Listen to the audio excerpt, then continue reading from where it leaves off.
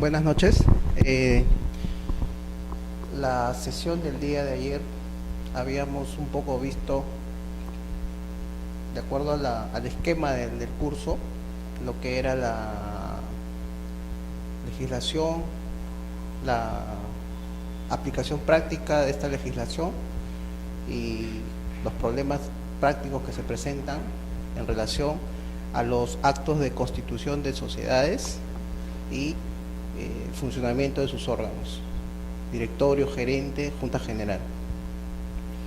El tema de hoy día, conforme a lo que tenemos en la presentación, está referido a los actos propiamente de lo que implica modificación del estatuto, principalmente por aumento y reducción de capital, que son las modalidades que se presentan en registros públicos con mayor frecuencia. Adicionalmente también llegan actos de modificación del objeto, denominación, duración, plazos del directorio, gerente, pero fundamentalmente ahora vamos a tocar un tema que es importante, el aumento y la reducción de capital.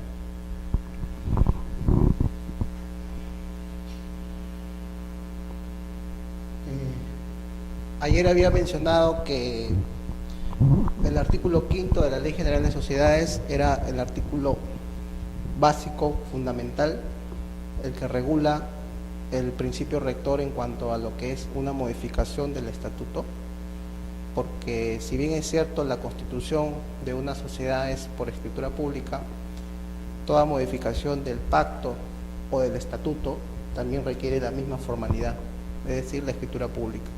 Entonces, por norma general, por principio general, cualquier modificación del pacto o del estatuto social requiere la escritura pública. Ahora, muchas veces los usuarios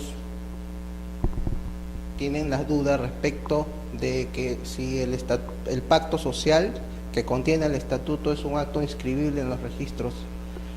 Y sí lo es, no solamente se inscribe la modificación al estatuto, sino también las modificaciones del pacto. El pacto es el contrato propiamente, y una de sus cláusulas es el estatuto.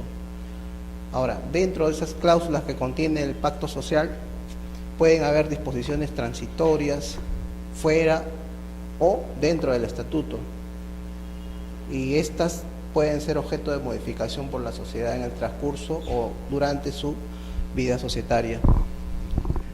Por eso el artículo 5º dice que los actos para cualquier modificación de estos, o sea, del pacto y del estatuto, se requiere la misma formalidad, es decir, la escritura pública.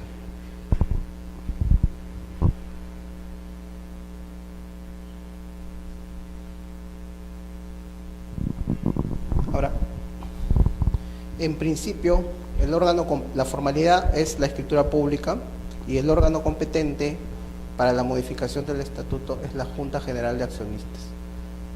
En principio, porque la Junta puede delegar válidamente en el directorio o en la gerencia la posibilidad de modificar el estatuto. Esto está permitido en función al artículo 198, último párrafo, en el cual se establece que la Junta General podrá delegar en el directorio o en la gerencia la facultad de modificar determinados artículos y circunstancias expresamente señaladas. Es una competencia de la Junta General, pero es una competencia delegable. No es muy frecuente que esto pase.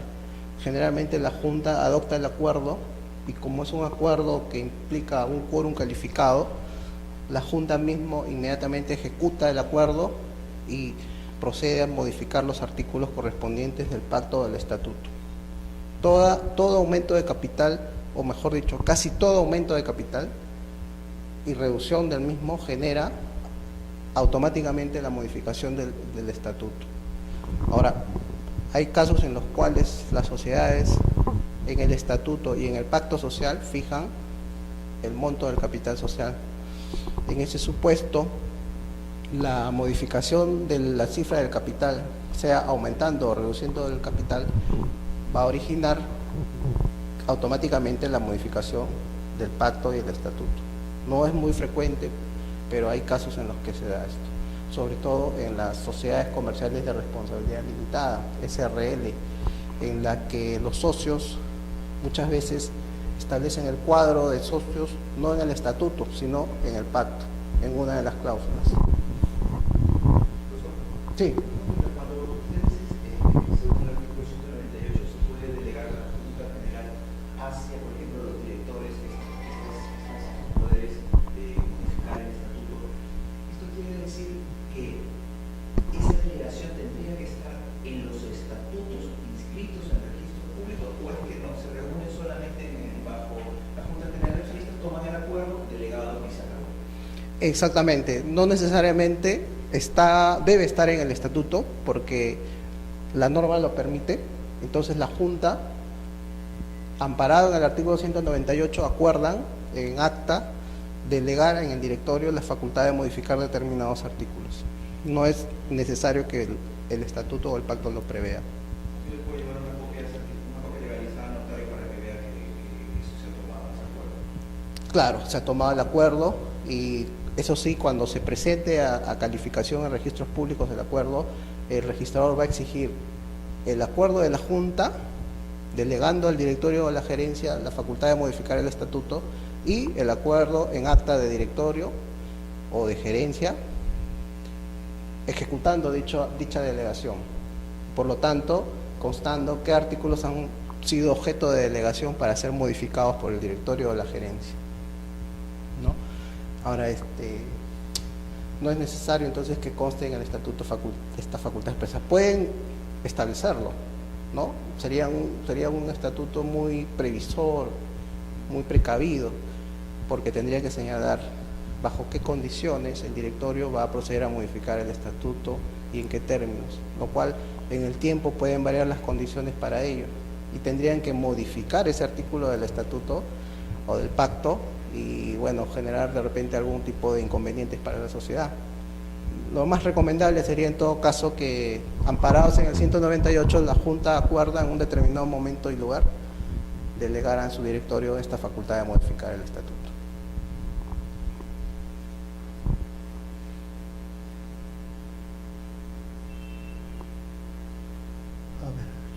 Hay un derecho al momento de establecer el acuerdo de modificación del estatuto por la Junta, que es el órgano competente, salvo las delegaciones del caso. Hay determinadas situaciones que dan origen a un derecho especial, fundamental en los socios, que es el derecho de separarse de la sociedad. Porque cuando los socios constituyen una sociedad, lo hacen con un deseo, con una finalidad de juntos llegar a determinado fin o finalidad social.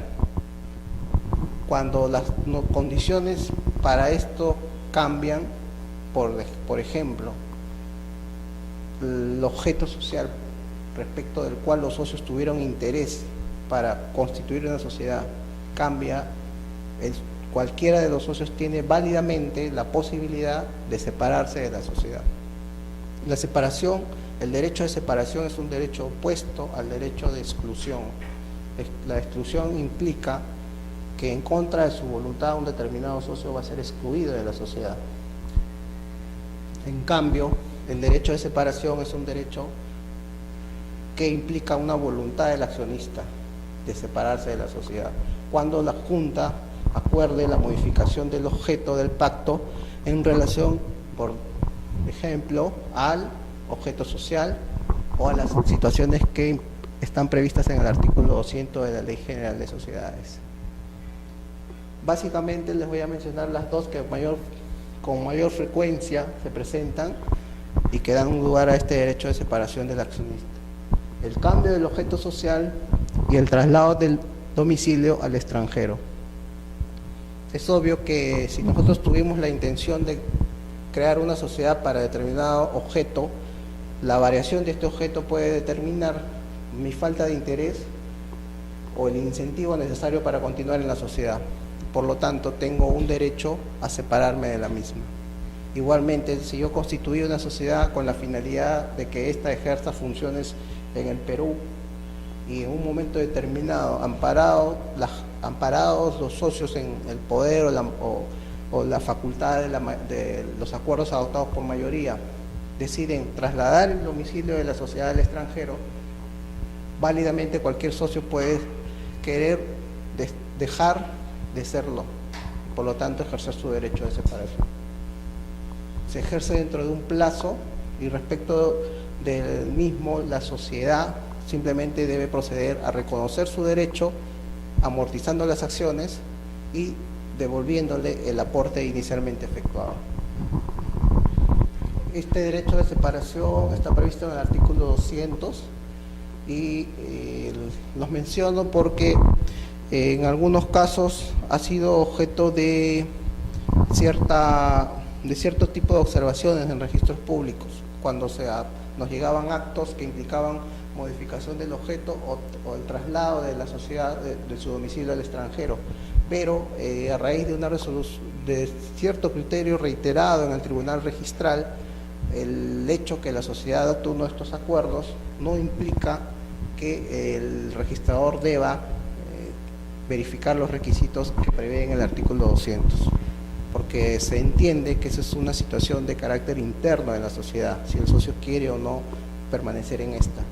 Por lo tanto, adoptado el acuerdo con el quórum y las formalidades de ley, debe proceder a inscribirse en él.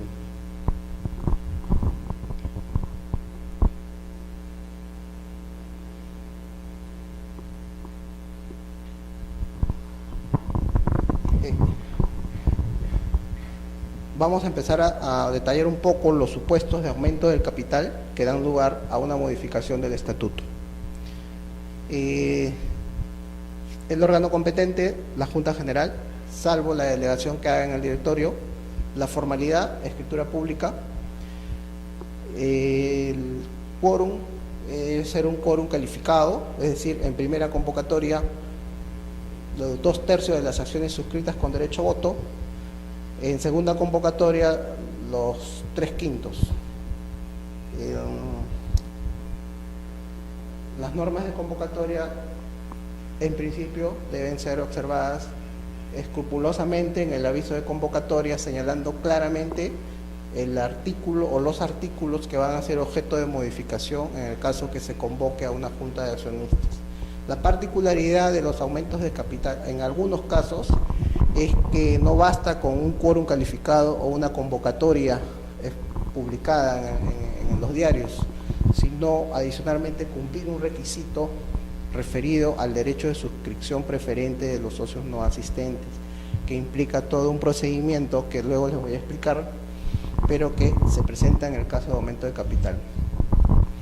En los casos de modificación del estatuto que no implican aumento de capital, se ejecuta con el acuerdo de junta y el quórum y la mayoría necesaria para adoptar el acuerdo. Pero en los casos de aumentos no basta estos elementos. Adicionalmente, la escritura, el acuerdo de junta, hay que cumplir otros requisitos que prevé la ley. Es una particularidad especial y para determinados aumentos.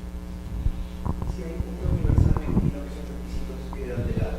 Si hay junta universal, quedan de lado, efectivamente. A ver, el capital puede modificarse principalmente en función a los nuevos aportes. Al señalar la ley de manera general nuevos aportes,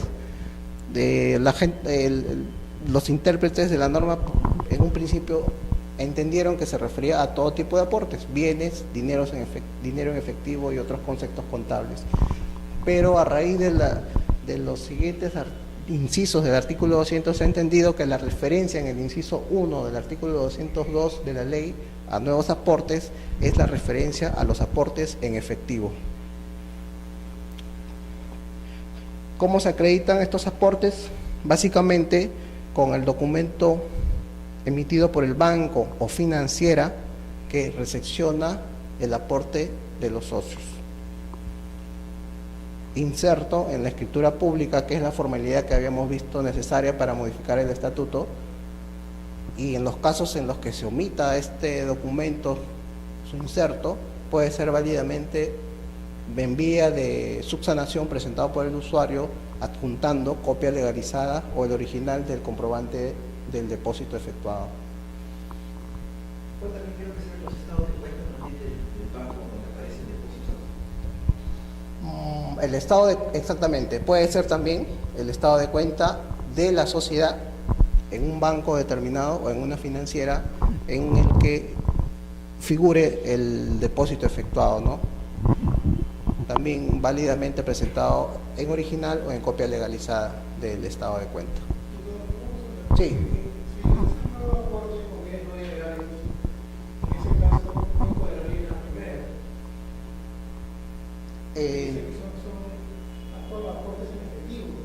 Ya.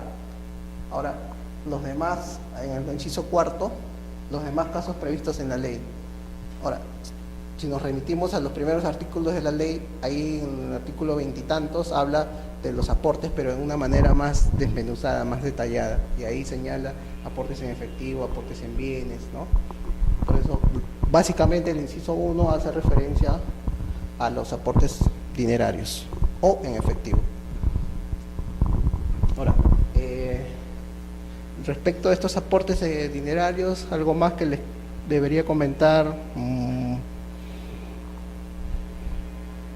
Si es efectuado en títulos valores, como son estos promesas de pago, entonces se va a entender efectuado el aporte de los valores que contienen estos títulos una vez que hayan sido depositados en la cuenta de la sociedad.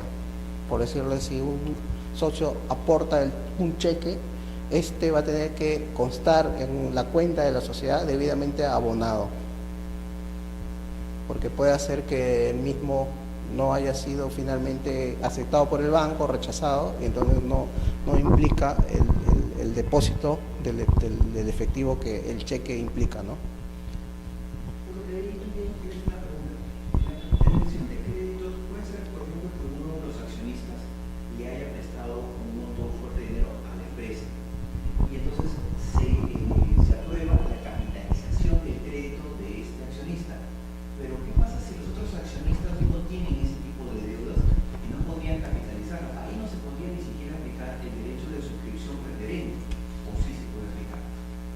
Supuesto que se presente un aporte en relación a un crédito que tiene el accionista con la sociedad. Exactamente, diga, bueno, yo podría capitalizar este crédito, pero los otros no van a poder ejercer su derecho de suscripción preferente. Ya, ahí se abre, en el caso que el acuerdo se adopte en Junta Universal, el tema del derecho de suscripción preferente no aplicaría porque todos los socios están consintiendo en este aporte, ¿no? Pero si se da en junta que no es universal, se abre todo el procedimiento de ruedas y derecho de suscripción preferente.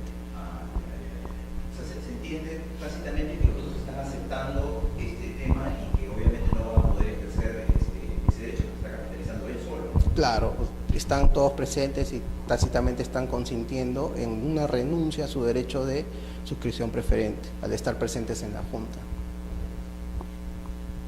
Ahora, cada una de estas modalidades la vamos a ver a continuación con cierto detalle. El segundo gran grupo de aumentos que se presenta es justamente por la capitalización de créditos que mencionabas, incluyendo la conversión de obligaciones en acciones. Este supuesto de conversión de obligaciones es distinto a los créditos. Los créditos básicamente son las deudas que la sociedad tiene con sus accionistas y que ellos deciden capitalizarla y recibir a cambio acciones. El tema de las obligaciones, conversión de obligaciones en acciones, supone que la sociedad en un momento determinado ha emitido unos valores, unas obligaciones que terceros la han adquirido y que a cambio o por efecto de alguna cláusula estas obligaciones de los terceros se convierten en acciones. Es como una inversión que hace una persona y que sabe que ese bono, esa obligación que emitió la sociedad en un momento determinado, además de los intereses que se van a pagar, le va a dar derecho a recibir acciones. ¿Y qué ese es otro supuesto distinto. Muchas veces se confunden las obligaciones con los créditos. Claro que el término genérico es obligación, ¿no? Y el término específico podría ser crédito. También en el inciso 3 entran los conceptos contables por los cuales las sociedades aumentan sus capitales. Básicamente tenemos utilidades. Al cabo de un ejercicio económico, si este ha sido bueno, positivo para una sociedad, se van a obtener resultados positivos, utilidades.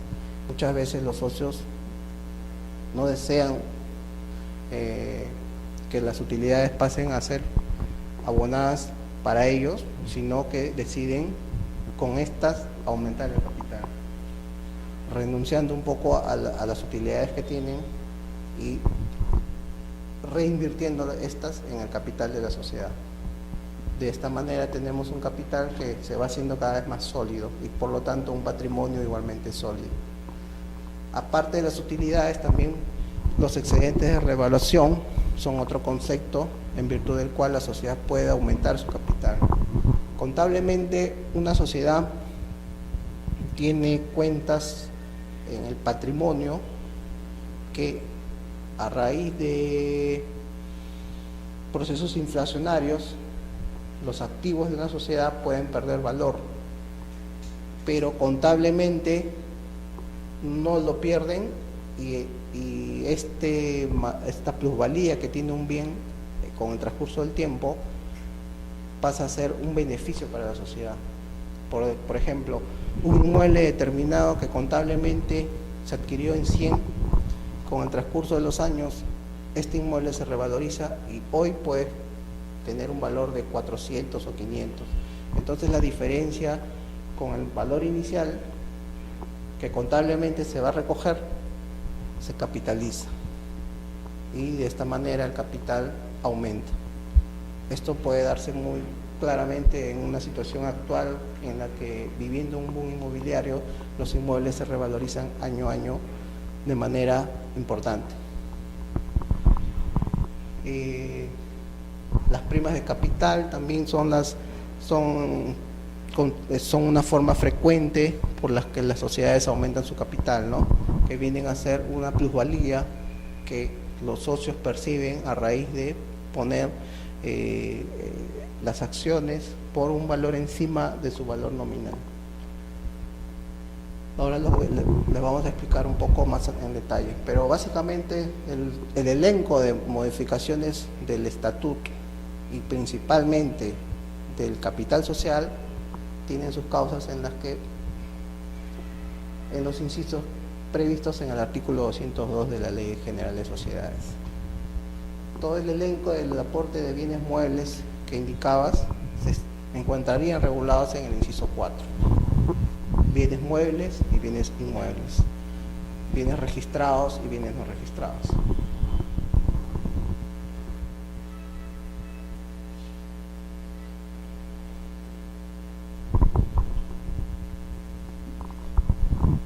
Como ya les había adelantado un poco, aportes dinerarios está previsto, aparte de la norma que del 202, en el artículo 23 de la Ley General de Sociedades.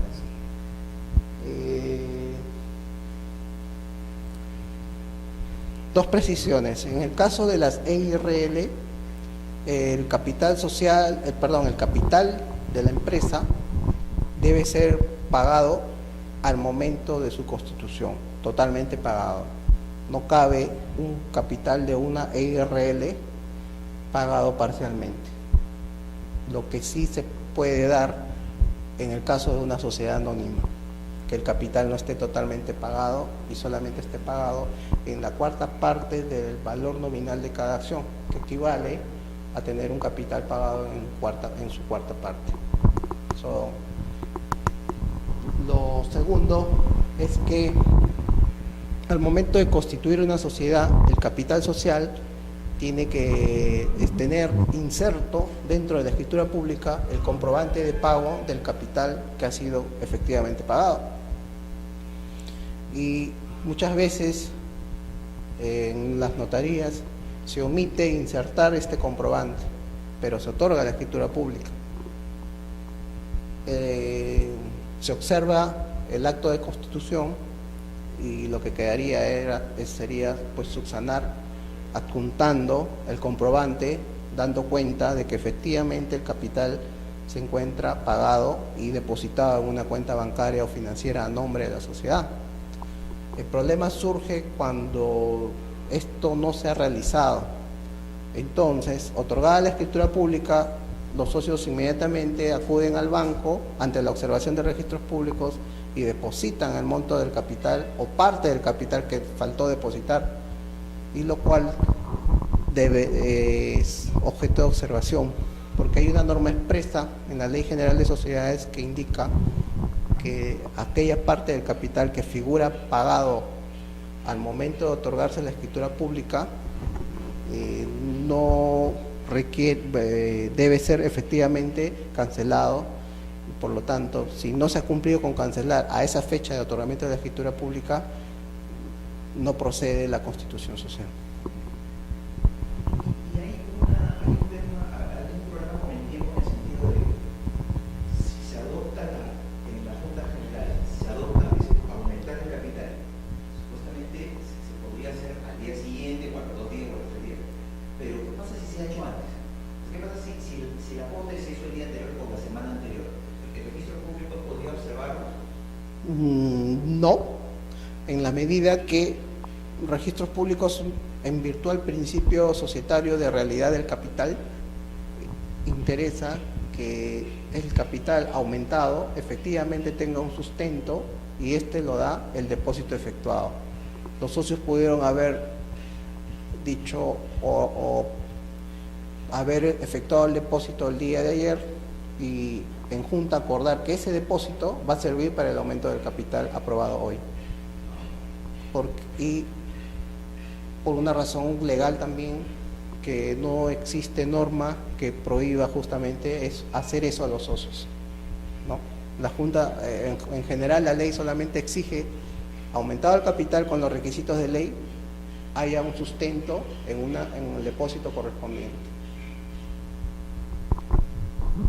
Entonces, el artículo 23 señala en su segunda parte que el aporte que figura pagado al constituirse la sociedad o al aumentarse el capital debe estar depositado a nombre de la sociedad en una empresa bancaria o financiera del sistema financiero al momento de otorgarse la escritura correspondiente. A veces la escritura pública se otorga hoy día y el capital de 100 solamente es acreditado con el inserto en 80. Se observa el título y el interesado, faltándole depositar como 20, hace el depósito, pero luego de otorgada la escritura pública. Y esto es materia de observación. Lamentablemente, en ese caso, puede subsanar depositando el saldo restante, pero debiendo otorgar la escritura pública complementaria o ratificatoria.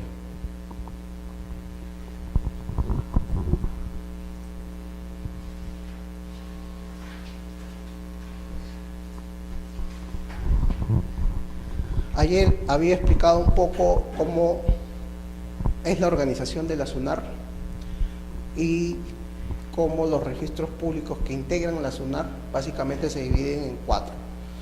Los registros de personas y los registros de bienes. Los registros de personas, de un lado, que integran la SUNAR, tenemos al registro de personas naturales, al registro de personas jurídicas de otro lado. Y en cuanto a los registros de bienes, a los registros de bienes muebles y al registro de bienes inmuebles. Dentro del registro de personas jurídicas hay varios registros que también mencioné ayer, y uno de los cuales era el registro de sociedades, denominado registro de sociedades mercantiles, que alude al registro de personas jurídicas societarias, vale decir aquellas que están reguladas en la Ley General de Sociedades principalmente, porque hay una forma empresarial denominada EIRL que no está regulada por la Ley de Sociedades, sino está regulada por un decreto ley 21626, que es un decreto ley antiguo, pero que aún así se mantiene vigente en el tiempo y que regula esta figura poco medio particular de las EIRLs. Entonces, también mencionaba que cada uno de estos registros tienen un reglamento, o la mayoría de ellos tienen un reglamento, y en lo que corresponde al registro de personas jurídicas societarias, hay un reglamento que es el reglamento del registro de sociedades, denominado así, en el cual, como ustedes podrán intuir, se inscriben aquellas sociedades reguladas por la ley general y adicionalmente las EIRL. Este reglamento desarrolla en mucho varios aspectos de la ley de sociedades, y en el tema de los aportes, el artículo central es el artículo 35 de este reglamento, que establece pues la efectividad de la entrega de los aportes como una norma a ser observada por el registrador para todos los actos que implican aumento de capital social. El artículo 35 y el 65 de este reglamento son los artículos básicos.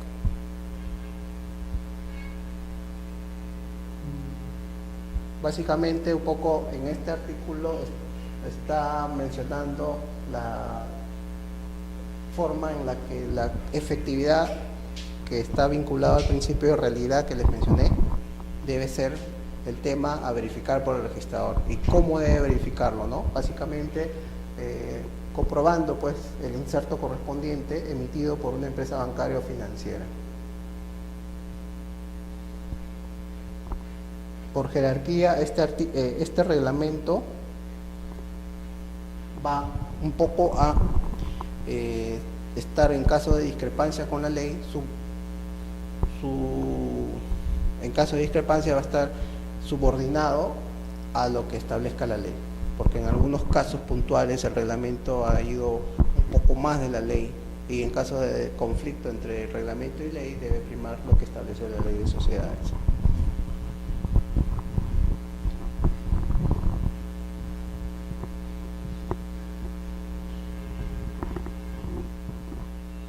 Ahora, el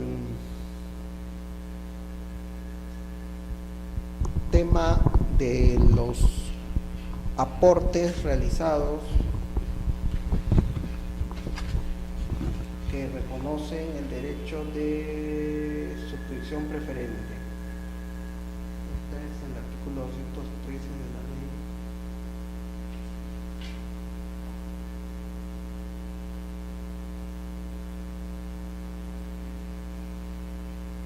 Ya.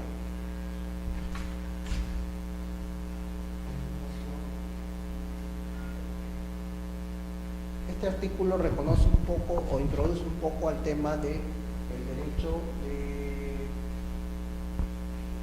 en el segundo párrafo establece el derecho de realizar aportes generales con un monto que permita a todos los accionistas ejercer su derecho de suscripción preferente para mantener la proporción en el capital. Este es un derecho fundamental de los accionistas, que se origina justamente en acuerdos de aumentos de capital cuando se hagan por créditos, aporte de bienes y efectivos, y no se adopten en junta universal. Solo en esos casos. En los demás casos no aplica el derecho de suscripción preferente, por expresa disposición de la ley. Esta es la base legal para que un accionista pueda reclamar su derecho de suscripción preferente. Y el reglamento, desarrollando este artículo, establece en el artículo 65, que vamos a ver más adelante, cómo el registrador, en general el registro público, tiene que verificar este tipo de aumento. Ahora, un poco, el reglamento también es una herramienta para poder verificar nosotros en registros, en el caso de bienes muebles e inmuebles, cómo deben acreditar su aporte los socios. En el caso de aporte en efectivo, habíamos dicho, el documento o el instrumento principal que acredita es el depósito bancario. Pero en el caso de bienes muebles registrados, un vehículo, por ejemplo, o de una carpeta. un bien mueble no registrado o no registrable inclusive. También pueden ser objetos de aportes. En el caso de un bien mueble no registrado, el aporte se puede efectuar y la sociedad puede reconocer un aporte de este tipo previa valorización que hagan del mismo y la recepción que hace el gerente o administrador de la sociedad de estos bienes, aceptando el aporte y valorizándolos los mismos. Si un socio quiere aportar 20 carpetas, lo puede hacer y la sociedad recepciona estos bienes y los valoriza y en función a ese valor se emiten las acciones correspondientes. Si se trata de aportes de los socios de bienes muebles no registrados, el estado civil del mismo implica que si es casado, la cónyuge deba otorgar la escritura pública correspondiente de aporte de capital, al considerarse un bien social. Si es soltero, no se requiere que se acredite el consentimiento de la cónyuge. Para el caso de bienes muebles registrados, el reglamento establece que el aporte, por decirlo, de un vehículo,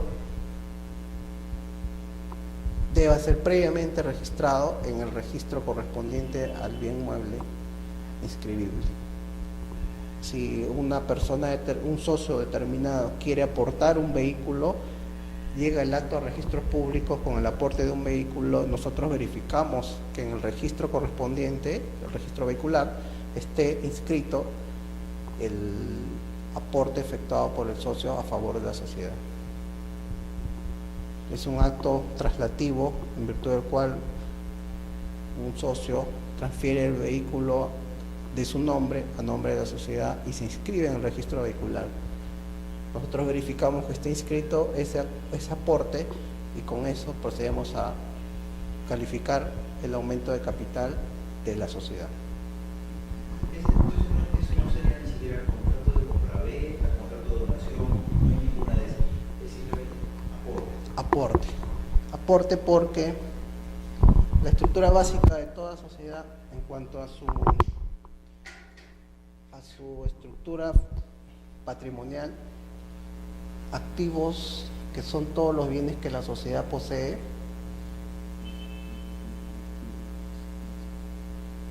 de un lado, y el pasivo en el otro lado, que es aquello que la sociedad debe,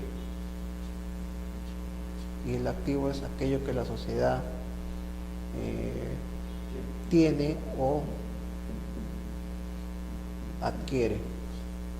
Entonces, contablemente, una de las cuentas, el activo menos el pasivo nos da patrimonio, que es efectivamente lo que la sociedad efectivamente tiene como patrimonio. Cuando una sociedad determinada queremos ver su situación financiera, nos basta ver las cuentas que integran el patrimonio, que son varias, una de las cuales es el capital social.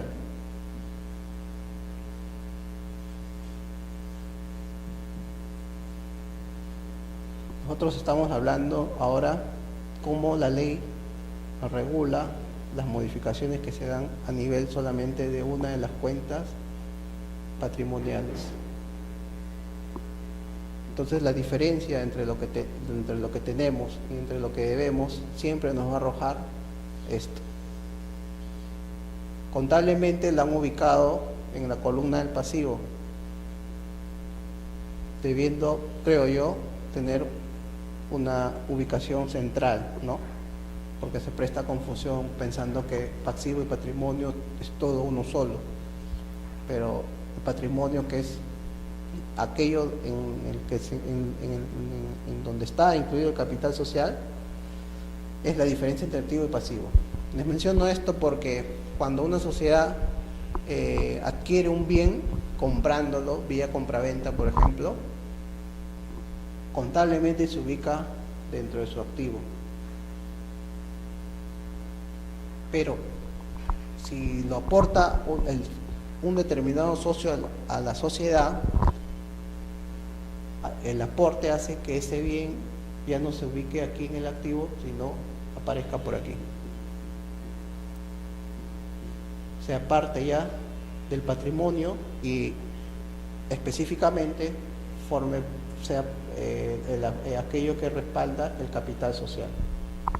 Por eso es que el aporte determina el traslado de un bien del socio al patrimonio y por ende al aumento del capital, y la compraventa de un bien que se haga, el socio le vende un bien a la sociedad, determina que el bien se ubique dentro de activo societario.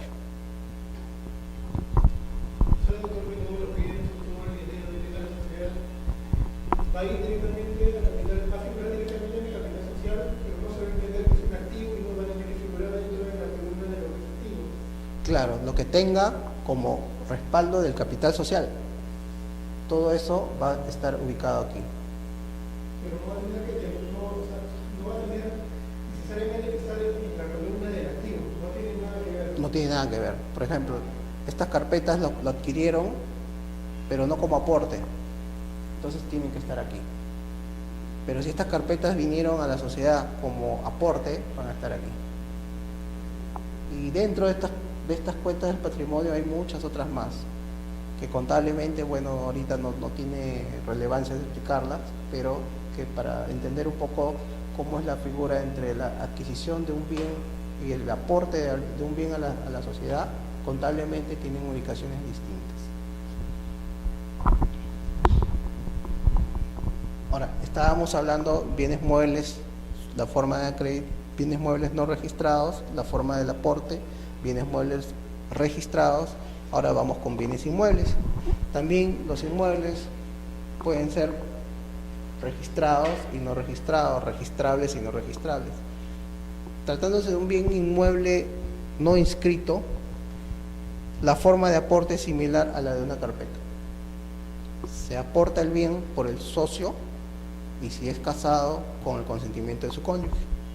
Se recepciona por parte de la sociedad vía una declaración jurada de recepción y valorización que hace el gerente o el administrador, y adicionalmente este documento se inserta en la escritura pública de la Junta o del directorio que en forma delegada acuerda el aumento del capital.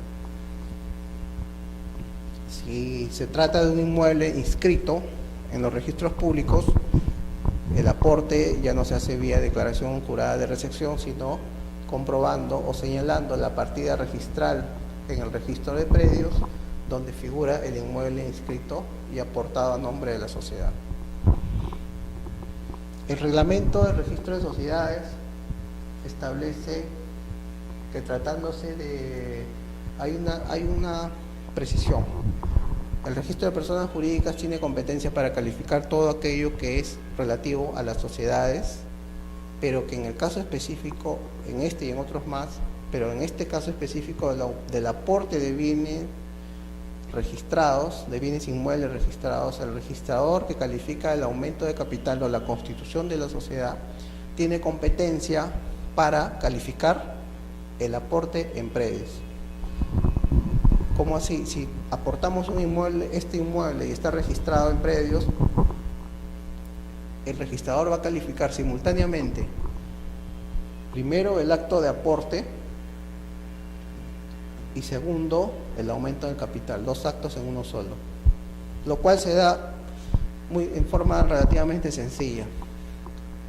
A y B, que son propietarios de un inmueble registrado, otorgan la escritura pública en virtud del cual declaran que aportan un inmueble a la sociedad X, insertando el acta de la junta de la sociedad en la que ellos son socios y en la que otros más pueden serlo, y la junta acepta dicho aporte aprobado y formalizado por escritura pública con el quórum de ley. Consecuentemente, aumentado el capital y modificando determinados artículos del pacto o del estatuto. Dos actos en una sola escritura. De un lado la declaración de los cónyuges aportando el inmueble y de otro lado el acta de la junta aumentando el capital social. Solo para este caso de aporte de bienes inmuebles registrados, Y el aumento de capital, la ley permite, el reglamento permite la calificación simultánea por el registrador de estos dos actos.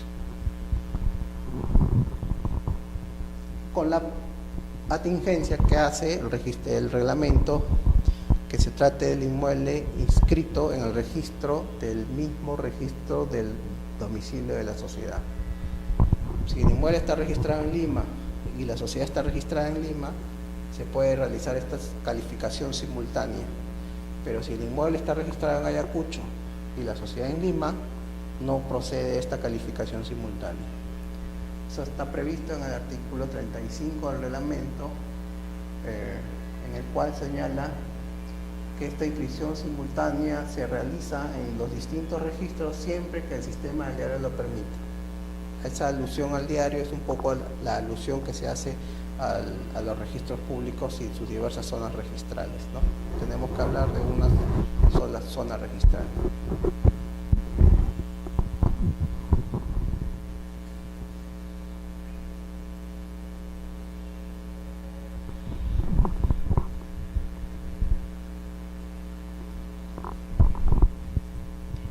La otra gran modalidad, ya hemos visto el aumento de capital por aporte en dinero, por aporte en bienes, y ahora vamos un poco a ver un tema recurrente, que es la capitalización de créditos. Cuando se trata de créditos, los socios tienen la cuenta, los créditos, o sea, lo que debe la sociedad. Hay una cuenta fundamental. En general, lo que les voy a mencionar se aplica para todos los demás conceptos contables, porque las cuentas de activo contablemente van numeradas en un documento que se denomina plan contable, que es una suerte de un código civil, una ley general de sociedades, pero para contadores. El plan contable general está estructurado de manera tal que esta figura aplicable a toda sociedad, a toda empresa, tenga dentro de su estructura cuentas que van del 1 al 8.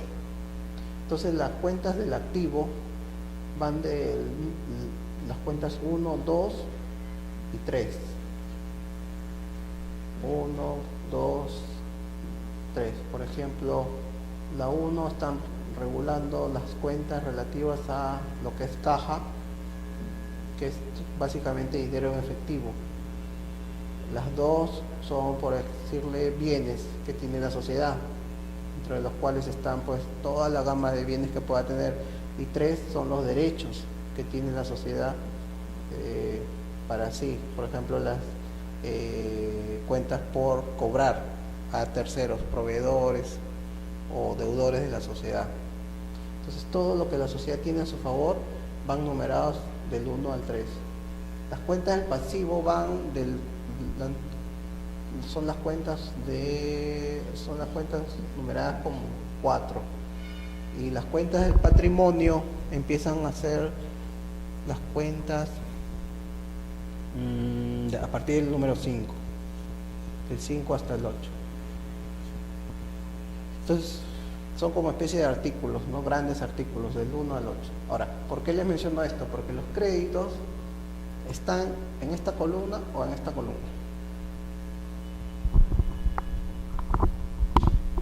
¿Es algo que la sociedad tiene o es algo que la sociedad debe? Está en esta columna, porque es una deuda que tiene la sociedad con un préstamo que le ha realizado un socio. Entonces, los créditos contablemente siempre van a estar ubicados en la columna del pasivo y con la numeración. En el caso de los créditos, generalmente se ubican con la numeración 4, 6 o 46. Y la cuenta capital, que forma parte del patrimonio, va a estar numerada con la cuenta número 5, 0 o 50. Entonces, cuando un socio dice, ustedes me deben un promedio de 100 soles, y yo quiero que eso se convierta en acciones, contablemente lo que el contador hace es transferir de la cuenta pasivo a la cuenta capital social. Sale del activo, del pasivo y forma parte del capital social, que es integrante del patrimonio. Entonces, la forma de acreditar los aportes de bienes y aportes en efectivo ya se las mencioné. ¿Cómo acreditar un aumento de capital de este tipo? A través del asiento contable o del documento contable en el cual el contador da cuenta de este movimiento, de la deuda que se tenía con el socio a su transferencia a la cuenta capital social. Es una suerte de, digamos, de declaración jurada que hace el contador con su sello y firma, y para registros públicos es el documento suficiente que valida un aumento de este tipo. Cuando es junta universal no hay problema, el acuerdo se adopta y se ejecuta inmediatamente. Cuando no es junta universal, el acuerdo sí tiene que respetar la ausencia de los socios y su derecho de suscripción preferente que les mencioné era un derecho fundamental. El acuerdo se adopta hoy día en junta no universal, pero con el quórum requerido para modificar el estatuto. Entonces, si la junta adoptó hoy día el acuerdo, tiene que necesariamente establecer el inicio de un procedimiento denominado ruedas o etapas preclusivas en el tiempo para que los socios puedan establecer o ejercer su derecho de suscripción preferente. Si la Junta adoptó hoy día el acuerdo para aumentar el capital, estamos el día 13 de diciembre 2013, y se adoptó el acuerdo para aumentar el capital. En ese mismo momento, siendo una junta en la que concurre el 100% de los accionistas, el acuerdo se ejecuta inmediatamente. Se entiende que los socios en ese momento han renunciado a su derecho de suscripción preferente. Pero si no es un acuerdo adoptado por el 100% de los accionistas, inmediatamente este acuerdo da lugar a que la propia Junta establezca las etapas o ruedas que denomina la ley para que los socios ausentes puedan tener la posibilidad de aportar y no perder la proporción accionaria que ellos tienen, porque sería un poco injusto que los socios presentes aprueben el aumento de capital, aporten ellos y solamente ellos acrecienten su número de acciones, con lo cual podrían obtener una mayoría que no tendrían antes del acuerdo de aumento. Y acordado el aumento de capital el día de hoy, la Junta abre, no universal, abre inmediatamente el procedimiento de ruedas, que significa que a partir del día, la ley ha previsto que al menos haya 2 etapas, 2 plazos, en virtud de los cuales los socios tengan la posibilidad de ir al banco o institución financiera y depositar las acciones que el aumento acordado hoy día se materializó. ¿Cómo se enteran los socios que no estuvieron presentes que se aprobó un aumento?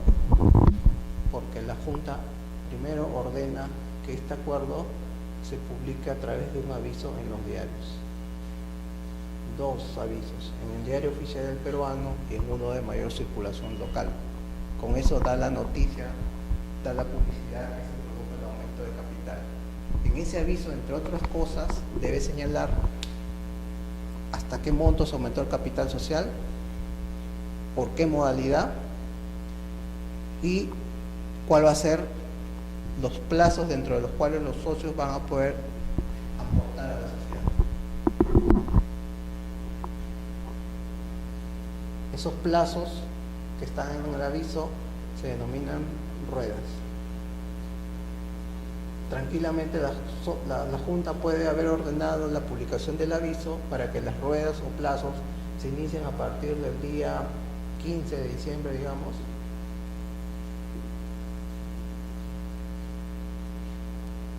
Una primera rueda que por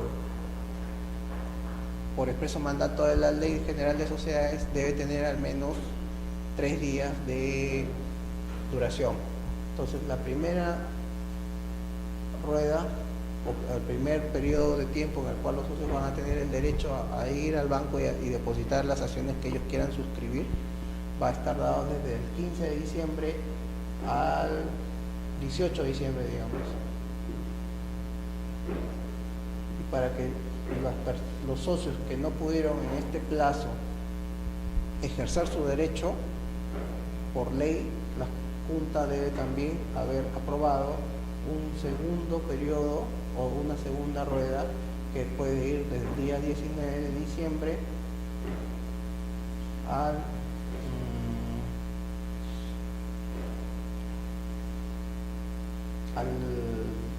pongámosle 23 de diciembre.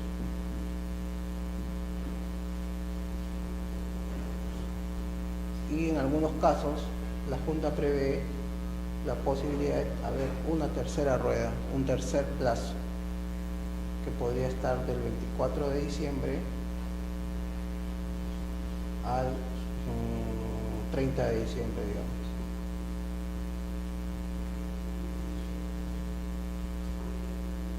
Lo que pasa en estos días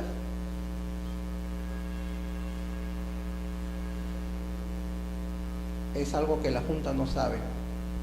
Si en esta Junta no universal se llevó el acuerdo de aumento de capital estando el 80% de las acciones, el 20% restante en estos plazos o en estas ruedas va a poder ejercer su derecho. Una vez concluido el 30 de diciembre este procedimiento, al día siguiente, el 31 de diciembre,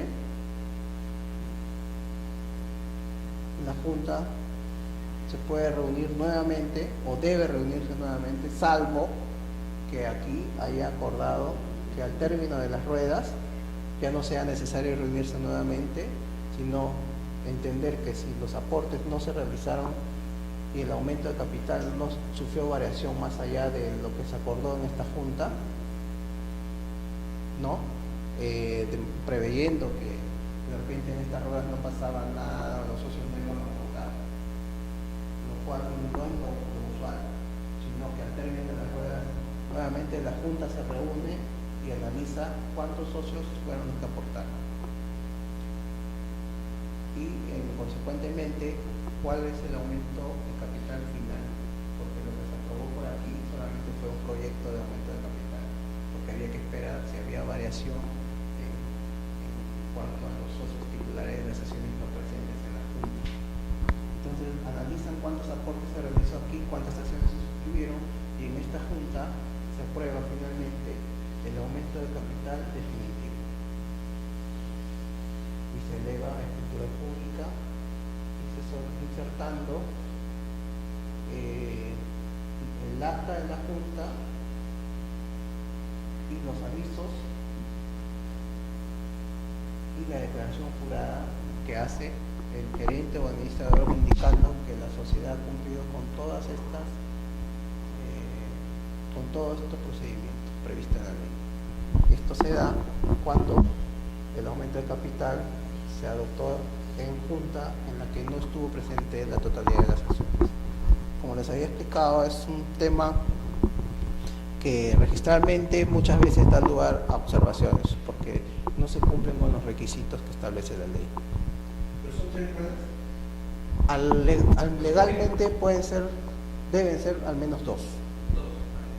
La tercera rueda es algo que podría la Junta acordar, pero no es obligatorio. Al menos sí deben haber 2 ruedas. Sí. ¿Qué es lo que evalúa el registrador? Porque el registrador tendría que evaluar primero si ellos somos accionistas, porque no lo saben. No Ya. está en el libro de matrícula de acciones, y por lo menos no sé si lo piden. Pero como número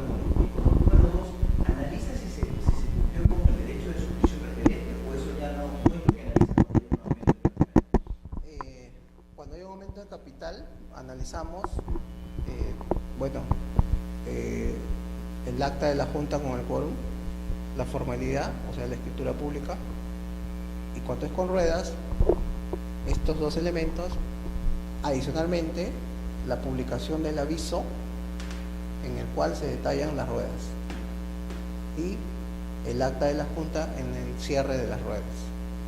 Adicionalmente, como las acciones, si un socio, fulano, mengano, hizo el aporte, eso se va a ver reflejado en los insertos. No entramos a verificar si quien lo realizó era o no accionista. No. En el acta de la Junta presentada aquí, como aquí, simplemente verificamos nombres y acciones, no titularidades. Entonces, la única garantía es que la Junta reunida, por ejemplo, en esta fecha, nos diga que el aumento de capital se realizó, se reconoció el derecho, nos acreditan los avisos y finalmente se tiene un capital dividido en tantas acciones, y para nosotros con eso ya se resguardó el derecho de los accionistas ausentes. Ahora, el artículo 214 de la ley establece que cuando el aumento se realice mediante la capitalización de créditos con la sociedad, se deberá contar con un informe del directorio que sustente la conveniencia de recibir tales aportes. Adicionalmente, debo mencionarles que este tipo de aumentos se da cuando es una junta no universal, pero en la que además se aportan bienes, muebles o inmuebles, efectivo y deudas o créditos. Para este caso específico, además de las ruedas, tenemos que verificar que el directorio o el administrador haya dado su consentimiento a que este tipo de capitalización es favorable para la sociedad. ¿Y los avisos cómo se acreditan? ¿Con una copia del aviso en el periódico o con una declaración jurada? Los avisos se acreditan para las sociedades con el original o con la copia legalizada notarial. No cabe los avisos son como medio de publicidad prevista en la ley, no cabe que sean reemplazadas por declaraciones juradas o constancias. Para el caso, hay un reglamento de personas jurídicas no societarias, que son las asociaciones, las fundaciones, comités, que también tienen un reglamento, que son las reguladas en el Código Civil. En ese reglamento sí se prevé que los avisos que ordenen la ley puedan ser reemplazados por declaraciones juradas. En este caso de la ley de sociedades, la ley no ha previsto este reemplazo, digamos, y el reglamento tampoco.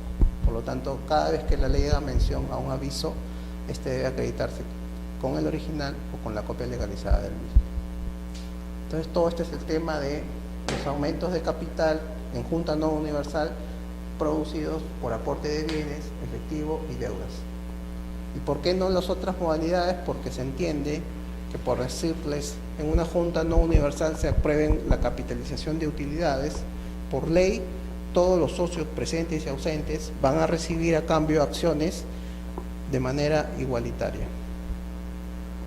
Por lo tanto, ahí no hay la posibilidad de que un socio ausente pueda ver menguada su participación, porque la ley ordena que capitalización de utilidades, todos los socios van a recibir el número de acciones correspondientes en igual porcentaje. Por eso en esos casos no opera el tema de las ruedas.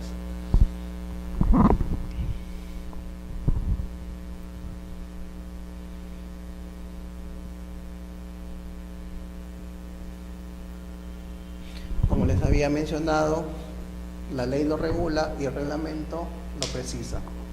Conversión, reglamento del registro de sociedades, artículo 65. El otro artículo básico para aporte de dinero y aporte de bienes era el artículo 35. Para este tipo de aportes de créditos el documento, perdón, el artículo base es el artículo 65, en el cual se establece pues que en el aumento de capital que se integre por la capitalización de créditos o obligaciones se acreditará con copia del asiento contable donde conste la transferencia. Lo que les explicaba, el traslado de la cuenta 46 a la cuenta 50, por ejemplo, en el caso de créditos. En el caso de cuando son créditos es la cuenta 46. Cuando es una capitalización de utilidades, la cuenta es 5 de patrimonio, subcuenta 9. Estos son utilidades. Cuando se trata de excedentes de revaluación, o sea, los bienes que adquieren mayor valor en el tiempo, la cuenta es la 5.7 para excedentes.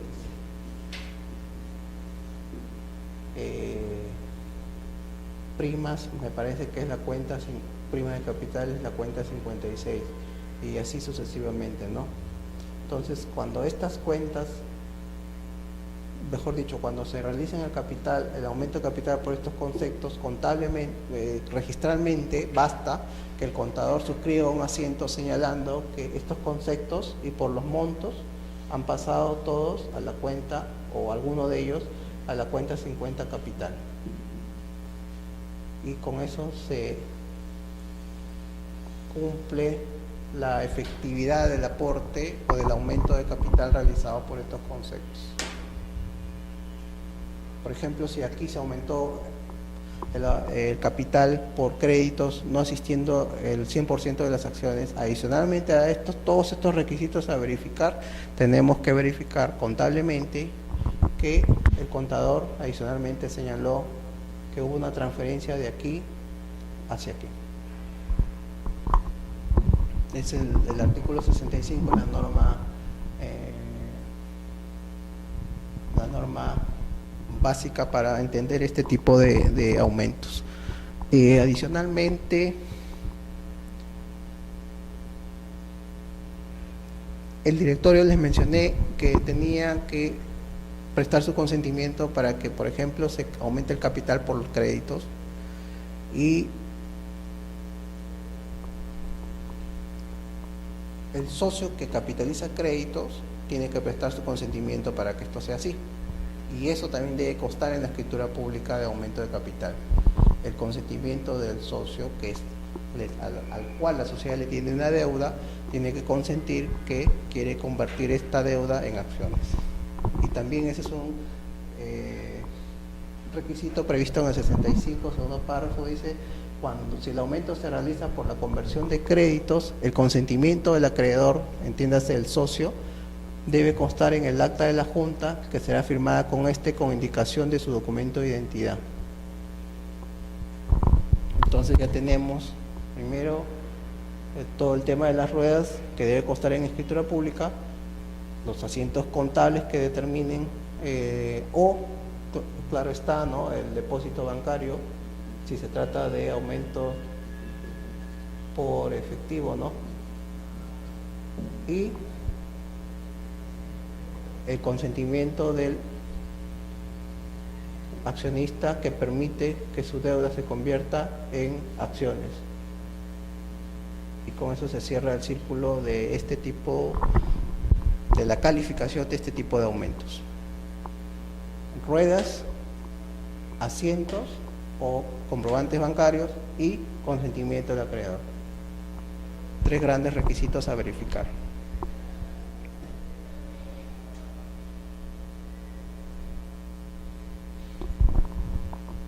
Bueno, aquí un poco la ley desarrolla el concepto del derecho de suscripción preferente, el 207 de la ley.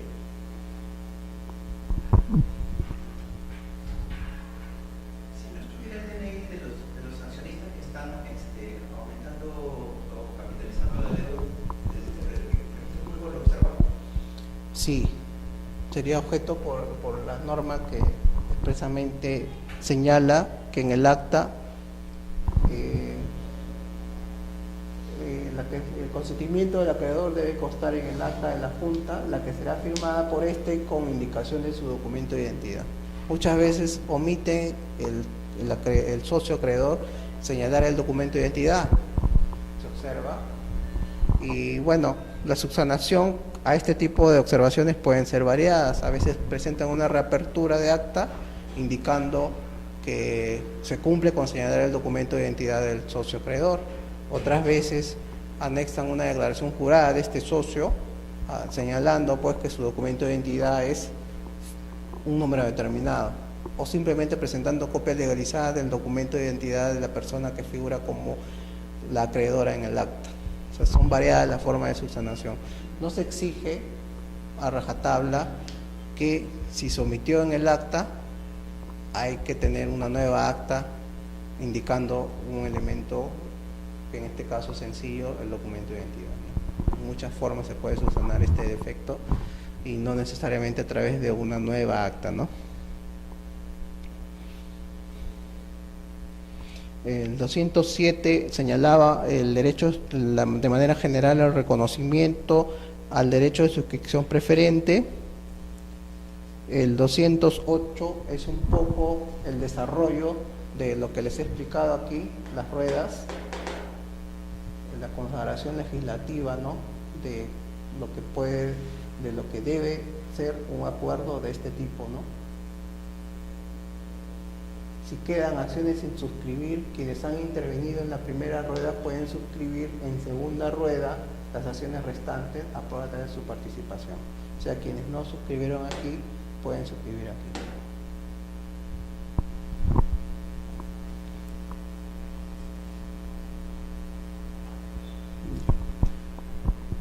Ya hemos visto entonces modificaciones del estatuto generales, qué acuerdos dan lugar al derecho de separación, básicamente acuerdos de cambio de objeto y cambio de domicilio.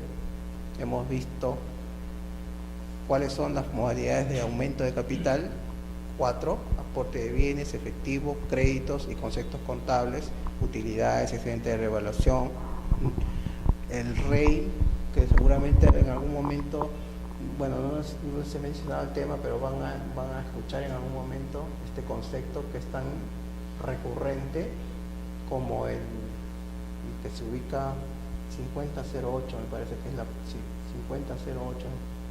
¿Qué pasa? Contablemente este concepto es muy utilizado por las sociedades para aumentar su capital, y que son las siglas del concepto que alude a la revaluación de los estados financieros por efecto de la inflación. Las cuentas contables por efecto de la inflación sufren una depresión. Entonces hay un mecanismo contable que permite que esas cuentas contables no sufran una pérdida de valor, más bien tengan un valor mejorado, un valor constante de acuerdo a la realidad. Ese beneficio que obtiene la sociedad de aplicar este tipo de conceptos a sus cuentas contables se traduce en un aumento de capital. Es un poco medio extraño, pero mucho se utiliza contablemente, empresarialmente. REI o aumento de capital por ajustes derivados de un proceso inflacionario, que ahora en nuestra economía está suspendido este acuerdo a partir del año 2005. Ya las sociedades no pueden adoptar acuerdos a partir de esta fecha capitalizando este concepto, porque se entiende que a partir de esa fecha ya nuestra economía no sufre procesos inflacionarios graves que ameriten que contablemente las sociedades puedan tener este beneficio. Lo que hacen muchas veces es capitalizar por este concepto a partir de años anteriores hasta el 2005. Entonces, si la Junta quiere aumentar el capital aplicando este concepto, hoy día no puede hacerlo, porque hay una ley expresa que ya no se lo permite. Bueno, entonces les he explicado todo este tema en relación a sociedades nacionales, pero la pregunta que surge inmediatamente es: ¿una sociedad extranjera podría aumentar su capital? O mejor dicho, ¿puede una sucursal de una sociedad extranjera aumentar el capital? y por diversos conceptos sí lo puede hacer. En principio hay que distinguir que la sucursal es una especie de un anexo de una sociedad extranjera que es la principal. No es propiamente una sociedad, no es una persona jurídica, sino es un ente que no tiene personería jurídica propia. Por lo tanto, hay que diferenciar. Las sucursales tienen un capital asignado para sus operaciones. Las sociedades tienen un capital constituido por aporte de los socios. Por lo tanto, técnicamente estamos hablando, en el caso de las sociedades, de un aumento de capital o de una reducción de capital. Y en el caso de las sucursales estamos hablando de un aumento o de una reducción de un capital asignado.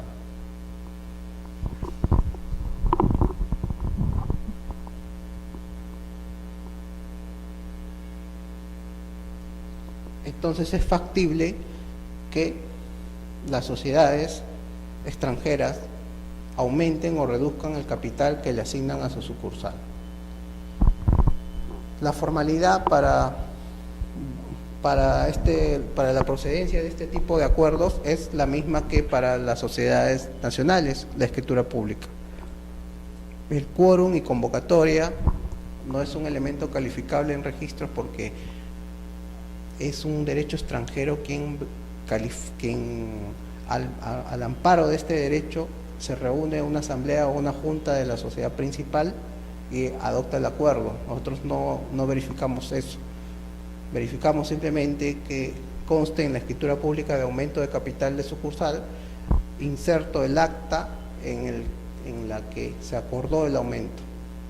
La única garantía que tenemos que es un acuerdo válido es la sucesión de firmas que legalizan este acuerdo y que se insertan en el acta correspondiente. Entonces, si una junta acuerda un aumento de capital, el órgano competente es esta, pero si es una sociedad extranjera, su órgano competente va a adoptar el acuerdo para que el capital de su sucursal aquí en el Perú se aumente. La formalidad va a ser la escritura pública. El artículo 403 de la ley, entre otros acuerdos, cuando se refiere a la constitución de una sucursal en el Perú de sociedad extranjera, porque pueden haber sucursales de sociedades nacionales también, pero en el caso específico de la sociedad extranjera, uno de los requisitos que debe tener la escritura pública de constitución de una sucursal es que se indique que se le asigna un capital para el giro de sus actividades en el país. Sin ese requisito no es posible inscribir la constitución de una sucursal extranjera. Entre otros más, ¿no? Pero que para el efecto de la exposición no vamos a entrar al detalle, sino que quiero que quede claro que así como se constituye una sociedad, hay que indicar el capital social y el número de acciones en el que se divide este. Paralelamente, cuando se constituye una sucursal extranjera en el Perú, tiene que constar el acuerdo de la principal indicando qué capital se le asignó a su sucursal. Usted dijo que se tenía que hacer ya la escritura pública, incluso también el aumento. También el aumento. ¿Por qué? Porque la constitución se realiza por escritura pública y todo acto que modifique una constitución de sociedad o de sucursal también debe tener la misma formalidad.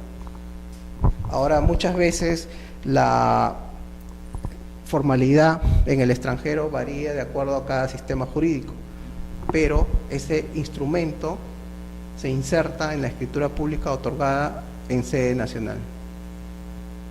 Si es un acta o es un formulario o es una declaración jurada, lo que sea, nosotros no entramos a calificar eso, sino que conste plasmado en un documento y eso se inserta en la escritura pública, otorgada ante cónsul en el extranjero, cónsul peruano o notario en el Perú. Y la modificación entonces de la escritura de constitución se va a dar por una nueva escritura pública que modifica pues el artículo que consignaba el capital asignado a la sucursal.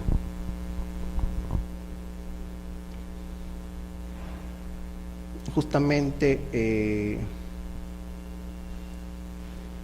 el reglamento del registro de sociedades, una vez más, establece que no es necesario acreditar al registro el capital asignado a la sucursal de una sociedad constituida en el extranjero, porque por la sencilla razón que no estamos hablando propiamente de un capital social, por lo tanto el principio de realidad del capital social no se aplica, sino estamos hablando de un capital asignado. Por lo tanto, el reglamento precisa que para efectos de la calificación del aumento de capital de una sucursal extranjera, a nosotros no nos deben acreditar que éste efectivamente se ha depositado, por decirles, en una cuenta bancaria, ¿no?, a nombre de la sucursal, sino simplemente nos basta el acuerdo de la principal diciendo que su capital se aumentó de 100 a 300, punto.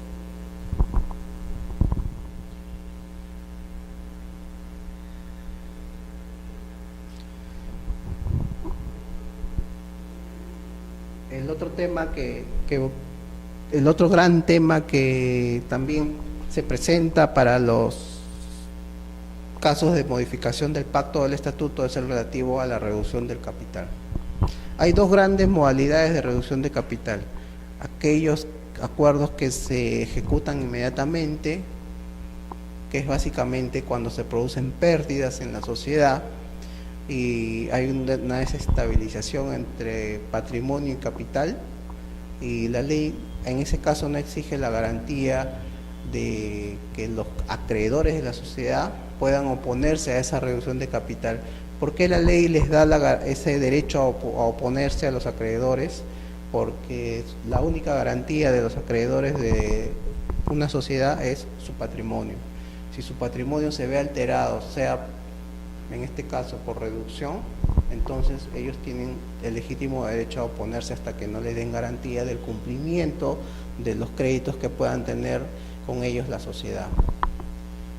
Si es por pérdidas, entonces lo que la ley exige es que reduzcan su capital y por lo tanto los acreedores en ese caso un poco no ven afectado su derecho, más bien la ley resguarda que su derecho no se perjudique, permitiendo que la reducción de capital, o sea, la relación que debe haber entre patrimonio y capital se recomponga rápidamente. Pero cuando la reducción de capital se da por una situación que no es por pérdida, sino de manera voluntaria por la sociedad, lo que estamos en el fondo adoptando es un acuerdo que va a implicar una reducción de la única garantía que tienen los acreedores en la sociedad, que es su patrimonio, garantía para el cumplimiento de las obligaciones que tienen con ellos la sociedad. Si tengo un patrimonio de una sociedad de 300, mi garantía va a estar en función a esos 300, pero si de la noche a la mañana reduzco mi patrimonio, reduzco mi capital y lo dejo en 50, yo como acreedor me voy a preocupar. ¿Por qué? Porque mi crédito puede no verse satisfecho por esta reducción del patrimonio o del capital. Y en ese caso la ley le dice, tú puedes oponerte mientras la sociedad no te dé garantías de cumplimiento, porque su patrimonio se va reduciendo, se va empequeñeciendo y por lo tanto tú puedes tener un perjuicio al momento de querer recuperar tu crédito. Entonces, ¿qué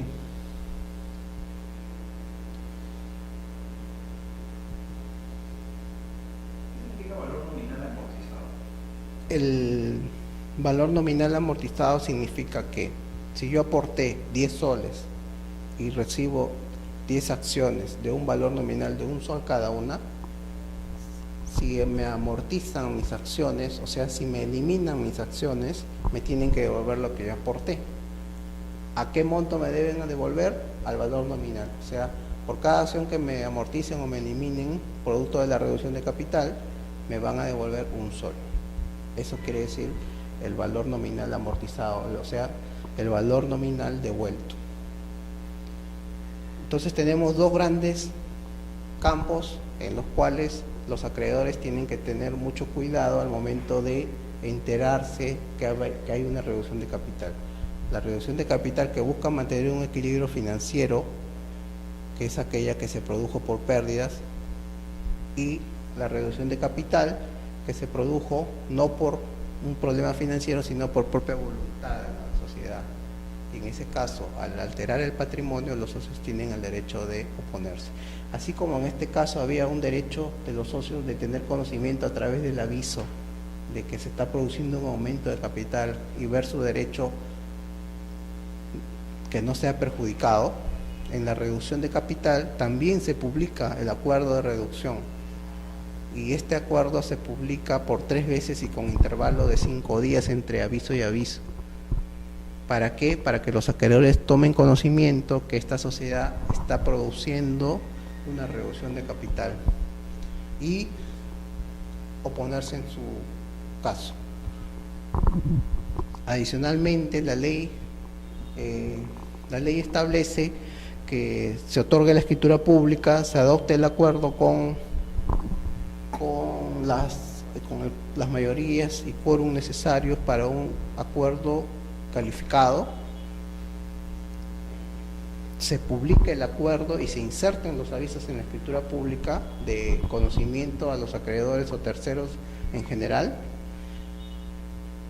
y una vez cumplido con publicar los 3 avisos, se otorgue la escritura pública luego de transcurrido 30 días del último aviso publicado. Es como pues todo un procedimiento parecido a este de las ruedas, pero en sentido inverso, que si no se observan van a dar lugar a una observación en registros públicos. Y muchas veces el acuerdo de reducción se complica por la inobservancia de estas formalidades. O sea, si la Junta otorgó hoy día un acuerdo de reducción de capital,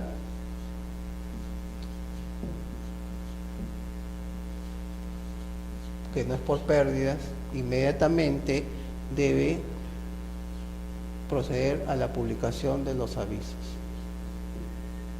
que pueden ser tranquilamente, que son 3 avisos, en 2 diarios, el peruano y en otro de mayor circulación local.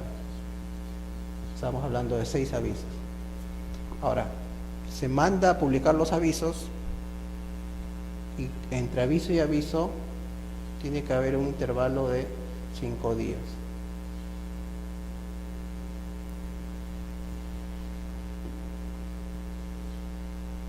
Tenemos en el peruano y en otro diario. Como les había explicado, en este caso la escritura pública no va a admitir declaraciones juradas respecto del cumplimiento de estos avisos. Entonces, si se otorga hoy día el acuerdo y se publica mañana, tenemos que el primer aviso va a salir publicado el 14, 15, 16, 17, 18, 19. El segundo aviso tiene que ser publicado el 20, 21, 22, 23, 24, 25 y el tercer aviso el día 26 de diciembre. Transcurrido 30 días a partir del tercer aviso, recién se otorga la escritura pública de reducción de capital, que debería tener entonces fecha 27 de enero, 26 porque diciembre tiene 31 días, ¿no? El día 26 de enero se puede otorgar la escritura pública de reducción de capital, antes no. Y en esta escritura pública se insertan los avisos, se inserta el acta que acordó la reducción y se insertan la declaración jurada que debe efectuar el gerente o el administrador, en el sentido que no ha habido oposición al término de los 30 días contados a partir del último aviso publicado por ningún acreedor de la sociedad. Son días calendarios, ¿no? Los 5 y los 30. Son días calendarios, sí. Todos los plazos establecidos en la ley de sociedades, salvo disposición legal diferente, son días naturales o calendarios. Entonces, la reducción de capital también implica todo un procedimiento que termina pues con la inserción del aviso, que se entiende este aviso también, esta declaración jurada tiene que tener fecha por lo menos del 26 de enero en adelante, porque es ahí donde se puede dar fe que efectivamente aquí no sucedió nada.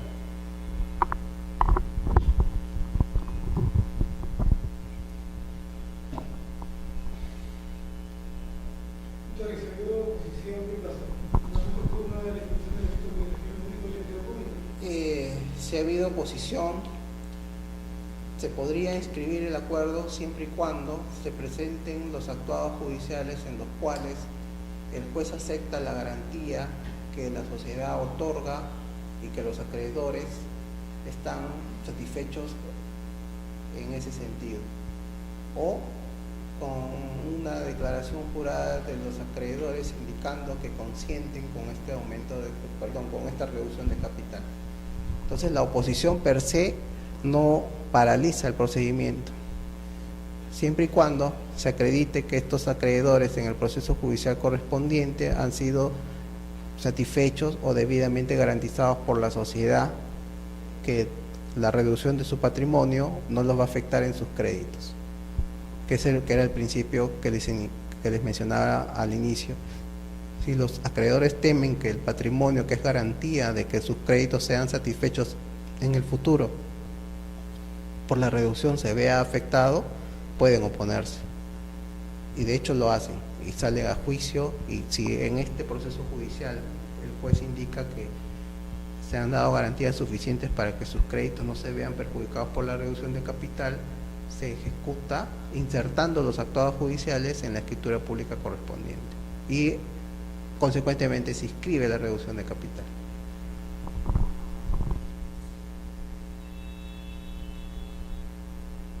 El artículo 218 de la ley un poco regula lo que les mencioné, que cuando es de carácter urgente y tiene que ejecutarse rápidamente la reducción de capital, no sigue todo este procedimiento, solamente se inserta el acuerdo de la Junta y se eleva a escritura pública.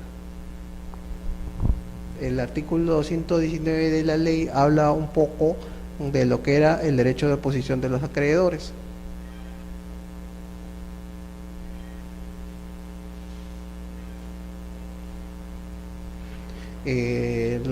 A continuación, el reglamento del registro de sociedades, un poco desarrollando lo que establece la ley, en el artículo 71 señala los elementos que debemos tener en cuenta al momento de calificar el acta de reducción de capital, ¿no? Entre otros elementos, señala que para la inscripción de este tipo de acuerdo, en el acta debe constar el número de acciones amortizadas o canceladas, su clase y cuando corresponda su valor nominal, ¿no?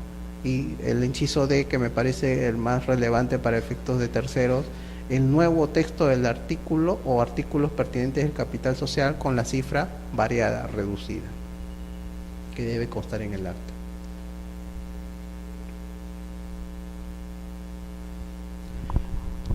Un poco ya terminando, la ley prevé en el artículo 304 y siguientes el proceso de emisión de obligaciones, que en concreto emisiones es similar a bonos, todo tipo de bonos que la sociedad o derechos a terceros pueda reconocer la sociedad es susceptible de capitalización, en la medida que en el programa de emisión de bonos que la Junta aprueba se establezca que al cabo de un determinado plazo o cumplida determinadas condiciones, estos derechos, estos títulos, estos bonos que tengan los terceros puedan convertirse en acciones, que es una modalidad en virtud de la cual se puede aumentar el capital, ¿no? El artículo 304 señala que la sociedad puede emitir series numeradas de obligaciones que se reconozcan o creen una deuda a favor de sus titulares. Si se emite un bono hoy día para ser pagado a 5 años con una tasa de interés, no sé, del 5% anual, a los 5 años me van a pagar el valor del bono más el interés anual producido anualmente, ¿no? Cada año. Ahora, este bono, al final o en un determinado plazo, digamos a los 2 años de emitido, puede considerarse que se pueda convertir en acciones, a elección del tenedor o del bonista.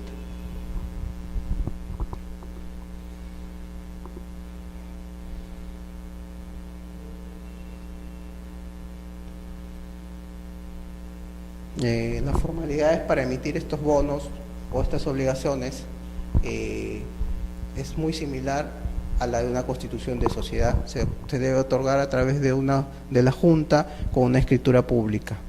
Ahora, Lo esencial en el tema de las obligaciones, que no es muy frecuente en nuestro país, es entender que este mecanismo se utiliza para buscar financiamiento de parte de las sociedades.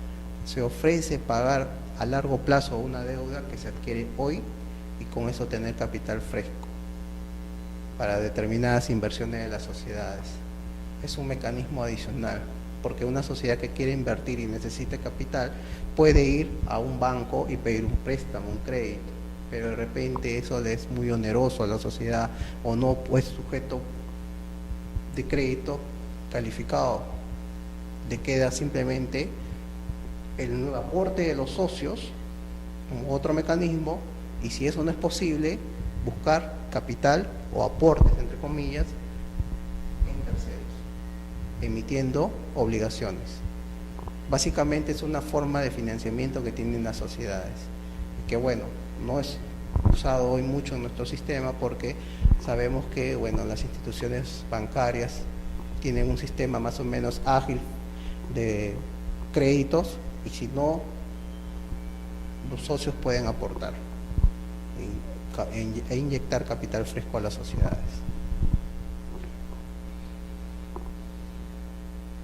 El artículo 315 es justamente aquel que habla de las obligaciones convertibles en acciones.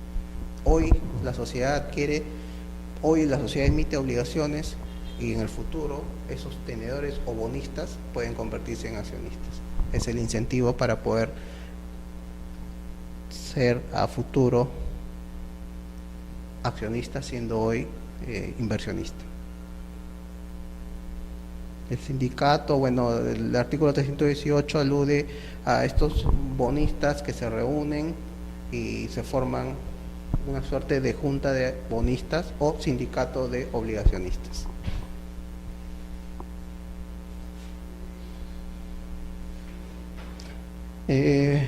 Bueno, ya me está ganando la hora. Quería más o menos, bueno, en las presentaciones cualquier pregunta me la pueden hacer la próxima sesión, pero las observaciones más frecuentes están dadas por la inobservancia, primero, de la formalidad aplicable a un aumento o a una reducción de capital, que de acuerdo a lo que les he explicado, el usuario muchas veces omite otorgar la escritura pública y presentan solamente copia certificada del acta que acuerda el aumento o la reducción, sin insertar ningún documento adicional según sea la causa del aumento o la reducción, lo cual obviamente da lugar a una observación. ¿Puede dar lugar a una tacha? Me parece que no, siempre y cuando la escritura pública sea de fecha, no, puede ser de fecha posterior inclusive al asiento de presentación, porque el acto causal, el acto relevante es el acuerdo de junta, no la escritura pública. Si el título se presenta hoy día y la fecha de la junta tiene a partir de hoy día en adelante, la escritura pública puede ser otorgada antes de la fecha de presentación o después de la fecha de presentación del título. Algunas veces se entendió que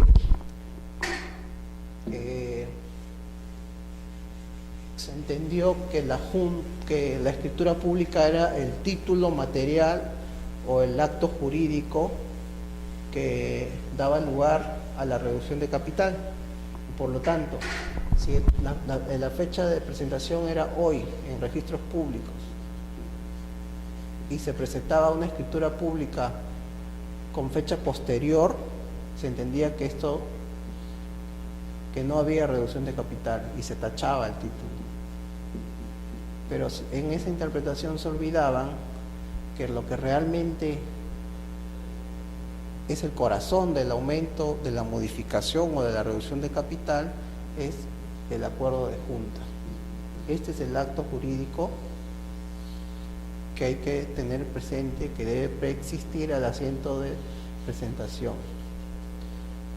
Puede o no estar con una escritura pública, pero lo que prima es el acuerdo de junta. Si el acuerdo de junta tiene fecha posterior a esta, sí puede dar lugar a una tacha, pero pueden presentar hoy día el título con una junta y otorgar la escritura pública que no se otorgó en vía de subsanación en forma posterior y es un elemento subsanable. Entonces muchas veces las observaciones iban en ese sentido. Usted ha presentado la junta pero no ha otorgado la escritura pública, sírvase a subsanar presentándola.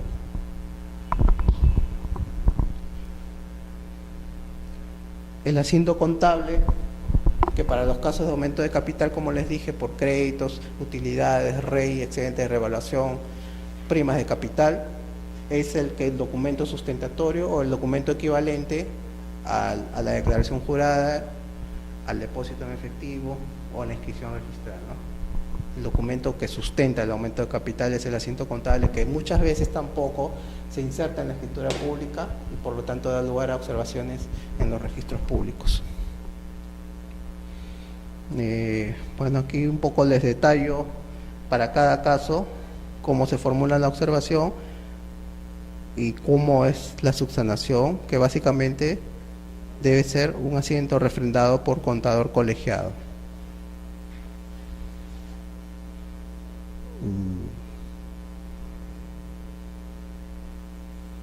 Por último, quería mencionarles lo importante que es que se observe en el caso de reducción de capital el intervalo de 5 días entre aviso y aviso.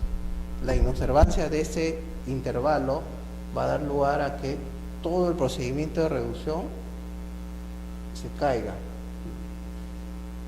por no haber cumplido con los 5 días de intervalo.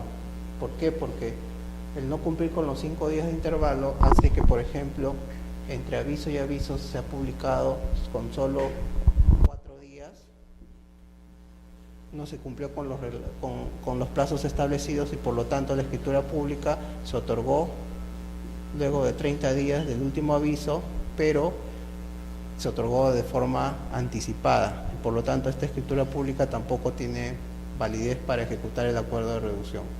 Se empezó con la cadena mal y se terminó con la escritura pública otorgada en un plazo inadecuado. Ahora, es 5 días como mínimo, ¿no? Como mínimo. Como mínimo. Pueden ser 5, 6, 7, no hay problema.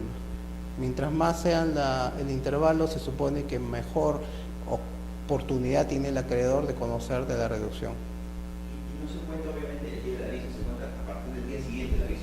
A partir del día siguiente. Si se publicó el lunes, acá debería pasar martes, miércoles, jueves, viernes y recién el 1, 2, 3, 4, 5 y acá el 6º día publicar el otro aviso, ¿no?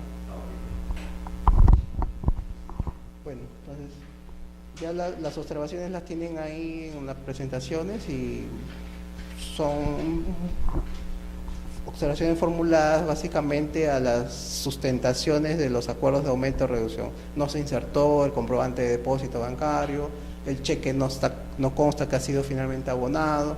En ese sentido, les he planteado algunas observaciones más frecuentes en registros públicos. El consentimiento del cónyuge para el aporte de la carpeta, ¿no? Eso sería todo por el día de hoy. ¿Alguna pregunta adicional? Si una persona que está casada va a vender sus acciones, también tendría que tener el consentimiento de su cónyuge. Sí, tendría que tenerlo porque se supone que las acciones son un bien mueble y el Código Civil exige que para la disposición de bienes muebles o inmuebles se acredite el consentimiento del cónyuge. Ahora, ese acto no se inscribe en registros porque la transferencia de acciones se inscribe en el libro matrícula de acciones que tiene la sociedad. No calificamos ese acto. Sí. Si yo otorgo, una persona jurídica otorga un poder a una persona natural y lo inscribe en registros públicos de aquí de Lima, ¿puede hacer una operación en el PUC? Yo creo que sí. Sí, porque había una norma del Código Civil que establecía que en el acto de otorgamiento de poder debía señalarse el lugar donde se iba a ejecutar este acuerdo. Entonces, en un principio, en registros públicos se decía, del poder otorgado se desprende que este va a ser ejecutado en la ciudad del Cusco, entonces debe inscribirlo en la oficina registral del Cusco. Pero esa norma ya ha sido modificada en el código y ya no se exige que título del poder conste dónde va a ser ejecutado este poder.